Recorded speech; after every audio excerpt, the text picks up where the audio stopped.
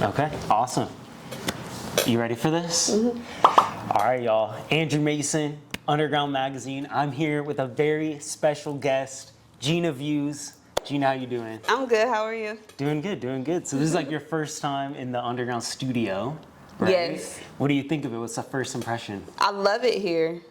Yeah, I love it. I really, really like that, the first setting that we did. The pipe set? Yeah. And then the mirror walls. The mirror's good. The mirror's good. It's Love looking at myself.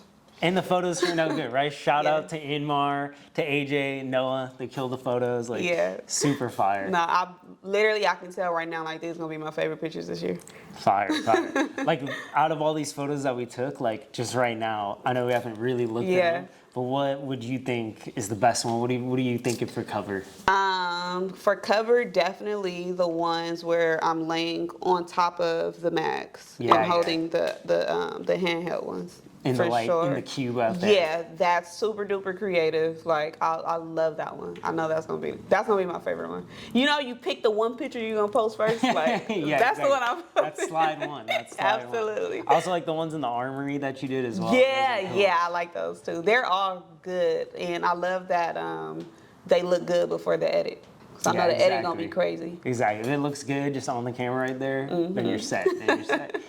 So how have you been? How are you doing? Like, what is like your weekends looking like nowadays? Like when I think of Gina Views and your schedule, I'm thinking like she's at an event or doing something every single day. Like what kind of vibe are you trying to get into these days? Weekends are definitely my preference for going to events. So I hate leaving my house during the week. I live very far from the city where everything is like happening at. So I hate being in freaking traffic. But weekends I'll get up, I'll clean the house, I'll make some breakfast, walk my dog, and then I might do some content, some Hope Sessions content. And then I'll go outside. I'll see what's happening on the streets of LA. Nice, nice. And we got the Lakers playoffs right now. Are you into like NBA Lakers at all? I'm not into the sport, but I'm into the players. No, I used to work at the Staples Center, so I was an usher. Really? Yeah, Really? so I actually dread the games because I will be standing for hours. Yeah. Yeah, so I'll watch the games at home when it gets to this time, the playoff time. Good, good. With like the ushers, is it like the new people start in the 300 section, they move you down, or like how does that even go? I started on the floor. Cool, cool. I started on the floor, so sometimes I have to like do my makeup and make sure I'm looking good in case the camera catches me. And then once I got over it and I'm just working there for so long, like put me in an aisle where nobody can see me, where I can be on my phone and take naps. You've had like a lot of different weird kind of creative jobs, right? Like the Staples Center usher, I didn't even know that. That's yes, I have. What are some other like jobs that you were doing maybe like in high school or as you were growing up before you got into media full time here? Well, my first job ever, I worked on at a mall at a kiosk. So those girls who like, let me do your hair, I'm selling flat irons. Yeah. I did that for a good month, and then I got hired at Walmart. And I ended up being the customer service manager at Walmart. And then we got robbed. Really? Yeah. Is it Walmart in LA? No, in Torrance on 190th and Hawthorne. Okay. And then they fired me because I was on my phone all the time. At Walmart is where I started my media career. That's so, when while you were working there at the same time as when you decided to, start Hope Sessions? Is that kind of the first No, thing? Hope Sessions just came during COVID.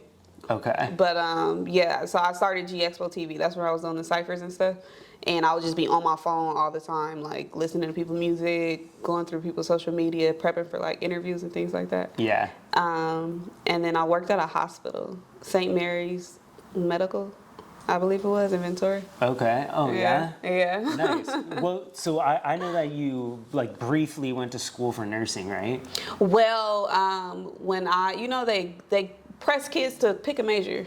So I picked nursing. I didn't want to be a freaking nurse, but like that's what my parents wanted me to do. They wanted me to get in the medical field. All my aunts are in nursing. Everyone on my father's side of the family are in medical. My dad's a substance abuse counselor. So everybody on that side of the family was into that, and I'm like, no, I'm hosting 106 in Park. Yeah. fuck the medical. No, I'm kidding. But no, I definitely like had no interest in doing it. No, did you graduated from college though, right? You have a degree? So I have a degree in communications. I have a bachelor's degree in communications. Same here. Same here. Okay. Yeah. Clearly, right? But yeah, so I always knew, like, even like as a child, I want to do something in the music industry, and it's always been like my dream to host a show, like I said, 106 in Park. I just didn't know the route to go. So I would look and see like what was Big Tigger doing before, you know, he did The Basement, what was Roxy and Terrence J doing, Free and AJ. And most of them, they started their careers on radio. But it wasn't no like radio opportunities available in LA for you to just go to a station and, you know, do it. So my first year of college, I went to a JC, Cerritos College, and they have a radio program, but it's not like anything, it's not major there. So I ended up getting over being on radio. Yeah. I was just over it. Honestly, I've done the same thing with me. I tried to do college radio. It's like, I don't know. For whatever reason, like, we're told that that's the formula. That's the way, that's the route you're supposed to go. So being that we're in this new era of entrepreneurship, I knew like, well, let me just go ahead and start my own shit. I have a whole bunch of friends who were rapping. Ruchi is one. Reached out to him, a couple of other guys that I knew that did music. Can I interview you guys? All right, can you guys rap for me on a cypher? And it just took off from there. So that was 2014. Wow, and I've heard you talk kind of about that time before that you had, like I heard you say, this was in the Adam 22 interview that you did, that you wanted to do this, you want to be on camera and stuff, but you didn't have anything, so you had to start yourself, right? You can't just go and say like, oh, I'm interested in doing this. Like you have to have that proof, and that's kind of same with me and starting with Underground. Like I needed some sort of proof or something that like I could do it before we go out and try to build what we have now. You know, kind of like a blueprint. A blueprint, like a what's it called? A proof of concept. Yeah, proof of concept. Yeah. For sure. And I feel like the whole, like from 2014 up until maybe like 2020, those years were the proof of concept. Yeah. Like those were the years of me creating the content to say, let me in the door. This is what I have. And like you just brought up Adam 22, let me in the door. So, yeah. Something else, not only like how you had a bunch of random jobs, Walmart, but like you had, I think it might be the Walmart job, like a corporate job, right? Even at the time you were working with... So that's the job where anytime I tell people what I did, they say, oh, you were the police. Yeah. You were like ratting on employees type of, right? So I work for a company who manages the wireless devices for other corporations. So like the Children's Hospital, a Walmart, like if it's the corporate part of it, any job that you'll have that will provide you with a cellular device or a tablet or the Wi-Fi box. I was the person who had to report the data usage and whatever the hell the employees were doing on their phone to their employers. So I was a person who on the phone with HR, well, Jack in like the electronics department has used 100 gigabytes and he's on YouTube all day. Like, that was my job, to report their usage or whatever. That was a job that I had before I quit being regular. I remember it was like probably 18 months ago maybe, and like it was like I don't have a 9-to-5 anymore. Like, doing Gina Views full time now. How that was even when you were part of No Jumper. You had already been doing No Jumper stuff. They ended up hiring me full time. No Jumper hired me full time, so I was able to quit my job. That's awesome. That's awesome. And what's really cool, I think the first time I ever knew who you were was like 2 years ago. We were tapped in heavy with Rosecrans Vic. So it's like, oh my God, Rosecrans Vic getting a show on No Jumper. So obviously we watched. And that's Matt Lately. Matt Lately. Right. I loved Matt Lately. It always gets a bunch of shit, right? Shout out to Matt Lately. Matt Lately. Shout out to Vic and Gabe. Especially us in this, like, I feel like No Jumper, it's got that national vibe to it, right? People tuning in from wherever.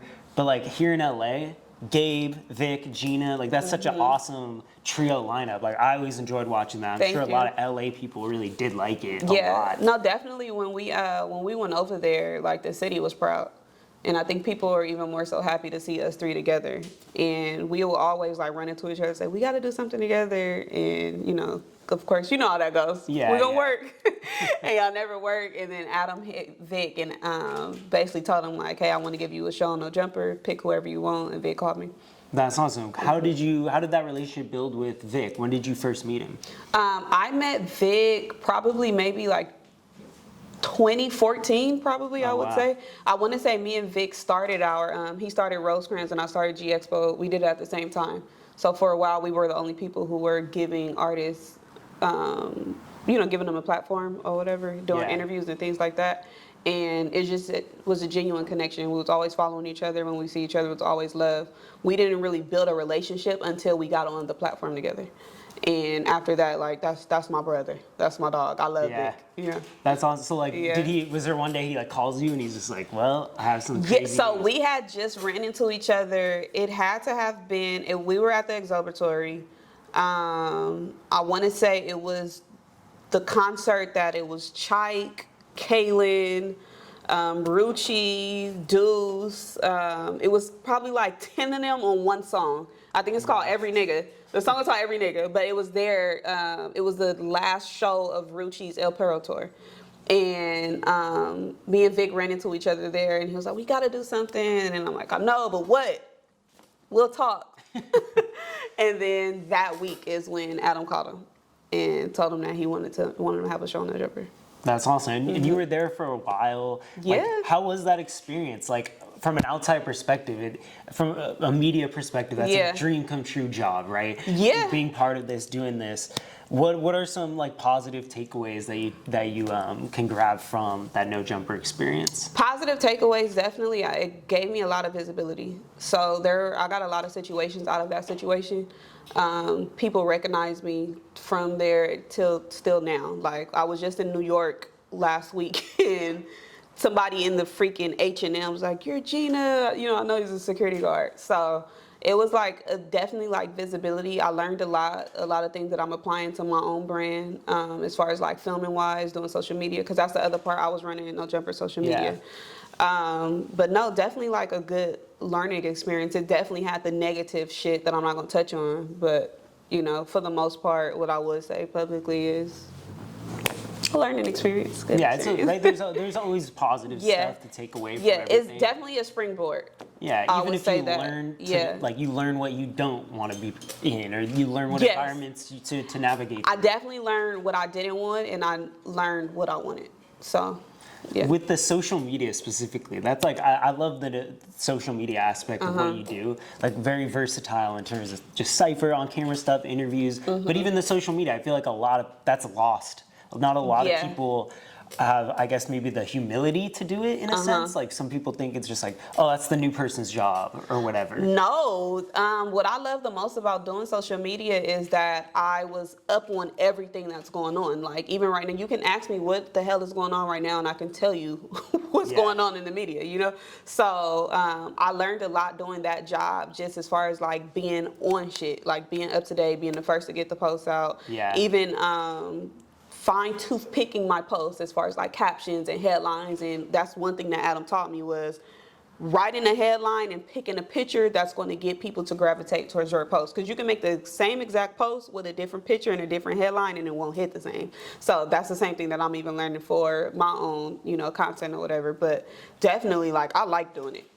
I liked it a lot. I liked it a lot. And I had created a page. You know, Instagram, the whole algorithm is fucked. So my algorithm for Gina Views is Yorkies, nails, and scream and makeup tutorials. But I had to create a page where I only follow rappers and other media platforms so that my algorithm can just be rap shit. And it worked out.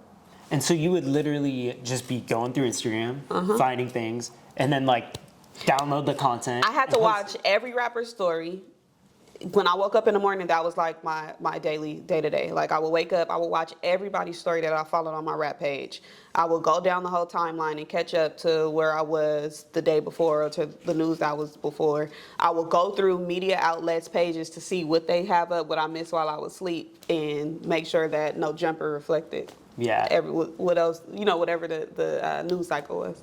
And something interesting that I heard you say too is like the idea of big person, small story, or small person, big story. Yes. Right? It's like very interesting to think about. Van Lathan said that. Okay. Yeah, I think I stole that from Van Lathan. Okay, cool. And I stole it from Adam. Adam stole it from Van Lathan. Did you ever meet Van? Did he ever come? You were at the office together? No, I never met Van, but we've talked via DM. We follow each other on Twitter. Okay, cool. That's all. Somebody I look up to, though. Definitely, I do want to meet him. Yeah. Yeah. Me too. What are your thoughts? I'm just curious on like TMZ. Would you ever do something with TMZ? I auditioned for TMZ Hip Hop. Yeah, you auditioned for it? Yeah. Obviously, I did. But you probably get it now, I would think. I mean, right. Like now, is that something today that you think you would want to do? I don't turn down anything. I don't think nobody's bigger than any program. As long as it makes sense and it'll be a good look, then, I'm definitely with it. Okay. Yeah, but I fuck with TMZ. TMZ is cool. I like TMZ. Like, as a journalist, I think journalists like TMZ. Yes. Like, people will think like, oh, it's so dirty of them, whatever, exposing like Kobe's death, for example. Remember how they were the first ones to report it even before Vanessa Bryant even knew? But it's just like, that's kind of the nature of the game, I think. I think that there is at least with not even just TMZ, but media outlets, period, because there's some things that with No Jumper that I just didn't, like, I'll tell them, like, I'm not reporting on Draco's death. I'm not reporting on people who, are going to jail and, facing time or even dealing with, like, difficult shit. I don't want us to, even though that's the game, like, my integrity just couldn't allow me. It was, like, a whole lot of shit that I'll be like, yeah, I'm not touching that. I don't want to talk about people being outed and, like, stuff like that. Like, I don't think that that's cool to play that role in trying to, like, expose people or even report on, like, touchy shit. And especially being the first to do it, it's just something about it just doesn't sit well with me. So I don't even think, like, TMZ it's just them. I think all media, there's like a sense of like integrity that's lost. People more accomplices like off a little bit when it comes to being the first to report. And I probably feel it's probably something that I need to learn being media, but these are people, these are still regular people. These people that you're gonna run into, even like talking negative about rappers or, entertainers in period on interviews or podcasts, whatever, like that just type of shit is just not cool to me. You do have to have that self-discipline in a sense. And not we could post this, get a ton of likes, whatever. No. You gotta be thinking long-term success as well. When I attended the Hip Hop Awards last year, and I ran into probably every rapper that I done spoke about. Good thing is that I don't disrespect anybody. I don't say anything bad about them, but it's just, I mean, you guys know, y'all run into people, it's like, oh shit, you're right here in person, but imagine if you fucking tweeted something crazy about them and they knew. Like, now, it's beef when y'all run into each other. Yeah. And I think a reason why you were a favorite at No Jumper and that you've had the success is just because you have that, like, you have that respect for the people, right? For the artists you're touching on. Because, like, even for me, for example, right? I'm from the 805. I'm coming, doing a lot of stuff in LA. When I'm interviewing people, it's my first time meeting them a lot, right? So it could be easy for someone like me to view, like, this is a whole different world. Whatever I say doesn't impact it, it's removed. But you grew up with these people, right? Like, you went to middle school at Draco. Yeah. That's the thing is that I think that a lot of media personalities forget that these are regular people. Like, they're normal people. They breathe shit, spit, and smell just like you. Like, have some fucking respect for them. Yeah. So we're kind of just getting into the summer here, right? It's gonna be a good summer, 2023, good vibes. What kind of stuff do you have planned? Like, that's really, I guess the biggest question I wanted to ask you is, like, I've seen the trajectory from Mad Lately, full-time employee, No Jumper ends. Like, what is Gina Views doing now? I have something that I cannot talk about in the words, but I will say I did have a very successful trip to New York. Awesome. So I'll say that. But definitely you're going to get more Cypher content from me. I do Cyphers called Gina Verse on Sway's Universe. And also I'm changing the name of Professions. Oh, yeah? I'll give y'all the What's the name? The new name is Brown Sugar Diaries. So I am going to be interviewing people there. on that platform or whatever. And yeah, that's all I can talk about. That's awesome. Like, so why are you? What was the rationale in your head? Why do you wake up and decide you wanted to switch Change the name? professions? Is it too limiting? Like, do you think no guys are gonna watch it if it's called that? No, my audience is 80% men. Really? Yeah, so I know the dudes is tuning in. I wanted it to be more marketable. I didn't think the name, ever since I even came up with Whole Fashions, I knew that it was a little edgy, you know, like this might be a little, people might be like, oh, what is this? I don't want to fuck with this per se, but for the most part, I knew that I needed something that was more marketable. Even, it's already bad that I'm reading these stories from, you know, anonymous people talking about other people, but then I'm sitting in my panties, and then the title is Whole Fashions. Yeah. It's like something, I gotta tone something down, you know. I'm getting older, a little more mature, so I feel like I want something that represents me and who I am. Brown Sugar is a kickoff of course, the movie Brown Sugar, and then there's a song by D'Angelo called Brown Sugar. So, I don't know, I just felt like I needed the rebrand so that when it's coming across these tables, they're like, oh, Whole Fashions, what? We're not sending our artists there. Something that's more, you know, people can gravitate to. Also, I had a conversation with Mandy. She has a show called See the Thing Is with Bridget Kelly, and she has another show called Horrible Decisions. So we met at No Jumper, actually. We were talking about Whole Fashions, and she told me that I needed to be mindful of the name of the show, and she pretty much told me the things that she had to deal with her show being Horrible Decisions. So she's already successful, well off in her career. If I can change the name of my shit early enough before it burns me, I guess, then that's what I wanted to do. But I'm getting a lot of feedback about people not wanting to show I was about the to change. say, like, not that you asked for my opinion. Yeah, a lot of people are like against me changing the name of the show. I think that it works and it's not so over the top crazy Yeah. because, like, that was my initial reaction to it too. Like, when I guess maybe you dug into like Instagram or something, found out what this is. Oh, Whole Fashions? Like, what is this? Yeah. But then I watched it and just like the way that you did it and like the fact that it wasn't, I thought when I first saw it that these were all like you telling about your story. That's what a lot of people think. Yeah. So if you don't actually like watch through it, then you realize like, oh, this is just an anonymous like tip kind of thing. With context, great overall, you know, but without context, it's like, oh, this is a retired hoe reading, you know, telling people her own stories. So that's something that I was dealing with a lot, and a lot of like people from like brands or like, you know, corporations, they would tell me the same thing, like, oh yeah, I thought you were just a hoe telling people your own stories. And it's like, no, you watch the show and you see that I'm inexperienced.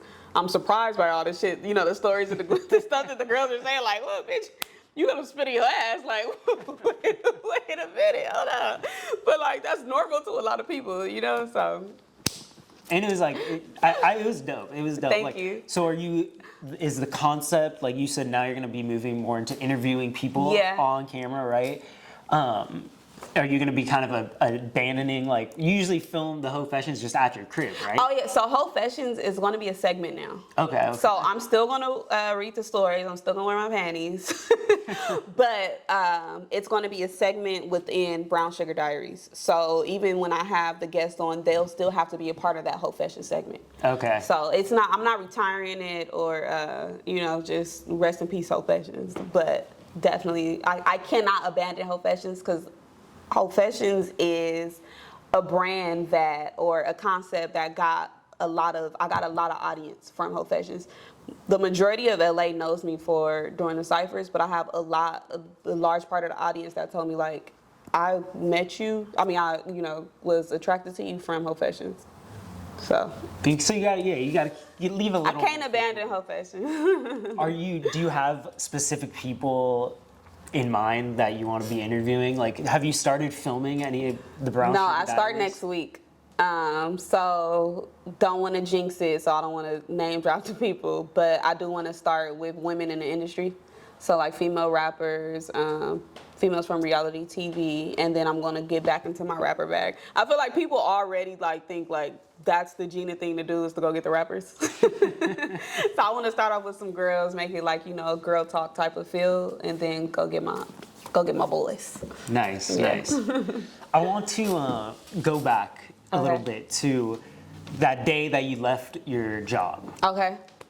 Was that like a big validating moment for you, or like what was a moment in your life that you felt like you made it? Was it that no jumper star? What was a big stepping stone in your eyes that you think like got you to this bigger level? I don't know if I've had that moment yet. I feel like I've had, well, you know what? No, I'm lying. So I hosted the Revolt Summit in September.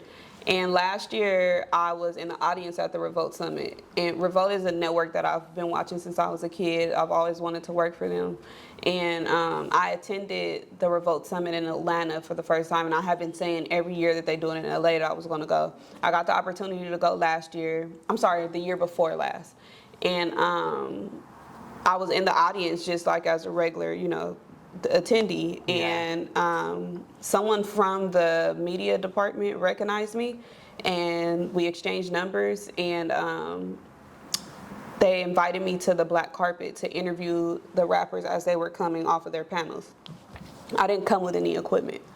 Okay, So, you thought it would be provided. There was no, well, it was more so like it was the media room, so technically you're supposed to bring your own shit. Okay. But I didn't bring anything because I was only coming to enjoy the event. Like, I didn't come to work. You know, I came to just literally observe and, you know, be in attendance so that next year, seeing what I saw the year prior, I could, you know what to expect. And I said, this is a once in a lifetime opportunity. Let me use my I have 2 phones. Let me use both of them. One for audio, one for video, and get these freaking interviews. The next year, which was last year, I hosted the stage, and that was probably the moment where I was like, I fucking made it. Yeah. Just being able to look in the audience where I was sitting, and then be on the same, on the stage with a DJ Head, Wayno, Mouse Jones, Jason Lee, all these big freaking dogs in the media game, like that was cool to me. So yeah, I think that was the moment. Where do you see yourself in like 10 years? In 10 years, I see myself acting. I wanna do TV shows. Have you ever done any acting before? Nope. No. None. I've never done any type of acting. I don't even know where to start. I don't even know if I can act. But Lala Anthony, somebody who I really look up to. I say it's your girl Gina because she used to say it's your girl Lala on MTV. Oh wow! So she's in the Power universe. She did Power, and she's on BMF right now. So she's somebody I look up to. I feel like following her footsteps. Yeah. Yeah. I can see you doing acting for yeah, sure. Thank You're you. in front of the camera, right? Like, have you, when you first started doing stuff, filming yourself, do you see improvement from then to now? Like, hell yeah. Like, what were some of those? Do you have any like funny stories? Or just anything like that kind of growing pains when you first started putting together content, even editing it yourself? I think, one thing I definitely learned was how to edit, and I've learned different things about editing, even like just the way to work Final Cut Pro and how you're supposed to change the settings for, whatever. I don't want to sound like a dork right now, but yeah, I feel just little shit. But definitely that. But I think I feel like now I'm more worried, so I have anxiety attacks anytime I'm about to do something on camera. It lasts for probably like 10 seconds, but I never used to be that nervous when I first started. So I don't know if it's because my audience got bigger and it's like more people looking at me. I'm scared to fuck up, but that's one thing that I can say like has differed from when I first started to right now. It's like I'm too fucking worried. So I like need a shot, need to hit my pen or something to like calm down, you know? But definitely, I think my research got stronger, and I feel like that's because while I was in school, I was doing the whole G-Expo thing. So I was applying things that I learned about public speaking to what I was doing with media, and it's improved me, later on. Have you ever thought of doing like sports media? No, but I definitely used to stare at those sports reporters when I worked at the Staples Center, and they'd be down there interviewing the athletes after the game. But no, I don't think I know enough about sports. Okay, I feel you. I mean, you can learn, right? Sports to me is battle rap. Yeah, like I could see you definitely like at a Laker game interviewing somebody. Like, Thank you. I think you could totally do sports even if you really wanted to. Yeah, yeah. If you wanted to, you know. I don't know. What's the sports question? Like, oh, you hit the rebounds. Yeah, like, it could be basic. You drop 40 on it. Like wouldn't even know where to start. Okay. Okay. All right. I want to ask about your relationship with Sway. Oh, okay. How did that manifest, and what is that like today? So Sway reached out to DJ Head and said that he wanted some people in LA that were doing media, you know, like really making noise. And of course, Head reached out to me. I went on the show. I found out the night before, so I had to get up at like 4 o'clock in the morning to make it down there. And Sway just was like super embracing. Like he just super supportive. He asked me, was there anything that he could do to help me? And I just let him know, yeah, I'm sitting on 2 ciphers that I have not dropped. Can we, you know, release them on your platform? And he said, hell yeah, let's make this a whole thing. Let me just give you a whole show on my platform. And he's just been supportive ever since. Now that's my goat. I can go to lunch with my goat. Yeah. Maybe cool. That's the moment. Yeah. That's probably the moment right there.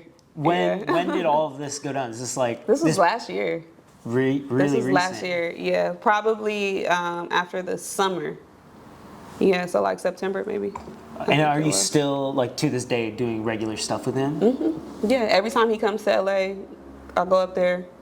I don't get on the show, but you know, I go see him. Anytime he does anything in the building, he'll invite me. I just went to he did an interview with Too Short, E40, and Ice Cube for their project that they're I'm dyslexic. Mount Rushmore, but West. Y'all get what I'm saying? West Rushmore. Yeah, West Rushmore. I think that's what it's called. They're releasing a project, so it's them and Snoop Dogg. And they were all up there, and I met them. I met LL Cool J that day. But yeah, so he's super duper supportive. Love him. Has there been one person that you met that like you had kind of that like starstruckness? Fabulous. So Fab is my favorite rapper. I didn't meet Fab, so let me not even say that. I saw him.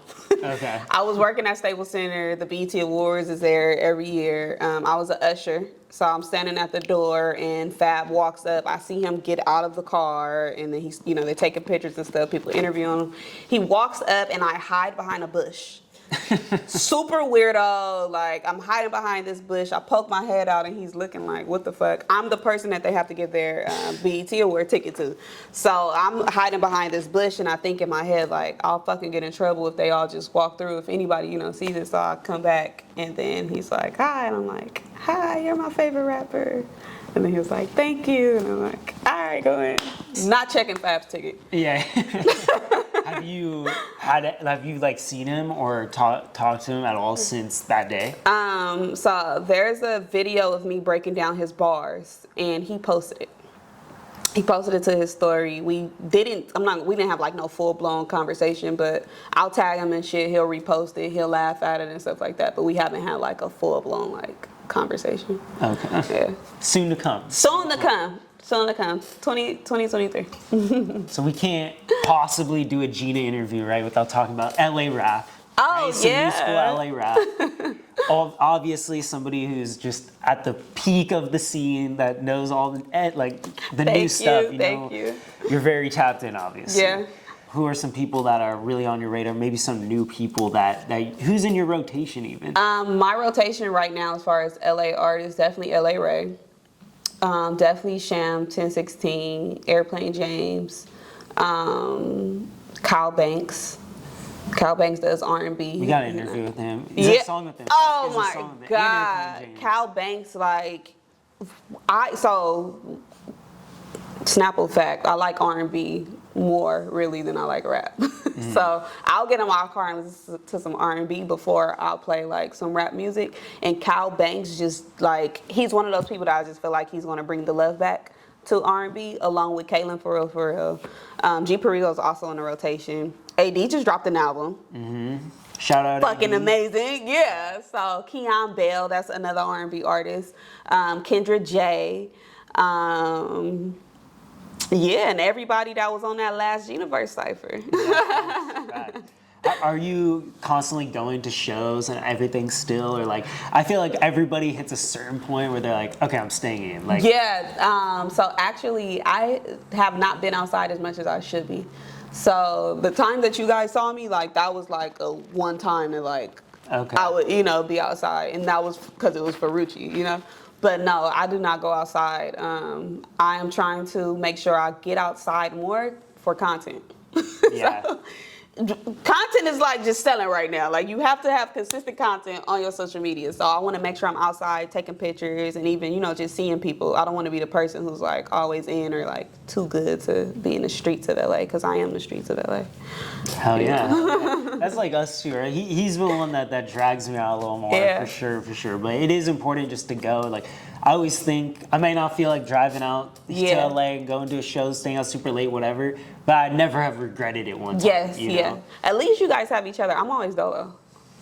So Do you have like do you have a team at all that is working with you to make stuff? Like I'm sure you don't. Yeah. Do you edit all your stuff still? yes. Wow. So, but it's because I kind of feel lazy handing off my content to somebody who could edit it when I can do it myself. Like, it's like, even though you can do it, but I'm sitting at home, I'm on my computer 24/7, like, I can do it too. I don't touch the ciphers though. Okay. I don't touch it. If I edit the ciphers, then motherfuckers will never come out. I don't touch the ciphers. But like whole fashions and stuff, I can do that myself. It's pretty simple. I'm a kid that was, I was the MySpace coding kid. Okay. So like nothing you can give me on a computer that I can't do. Nice. Is there anything outside of media, outside of music, that you have big interest in that maybe we wouldn't know? Are you like a big traveler or something like that? No, I'm actually a scared traveler. So I just went to New York, and I get nervous every time I get on the airplane. I have to instantly go to sleep before the flight takes off. Don't wake up until they ask you push your seat forward. That's when I wake up. Yeah. But no, I'm not doing anything else other than media. No, nothing else. Okay, I got you. I'm a big battle rap head, but I mean that's still music. Nice, That's still rap. nice. Well, cool. I think that we can wrap it up, and I appreciate you coming through. Thank you for and having doing. me. Thank you very much. Like the first time in the studio, always good. Yeah. And I can't wait to see these photos for real. Oh, me Those are either. awesome. I'm about to shut Instagram down. For real, for real. Well, thank you very much, Gina. Andrew you for Mason, having me. Underground Magazine. We out. Please, so don't be afraid to, even if you get in a photo, whatever, so there's one photo.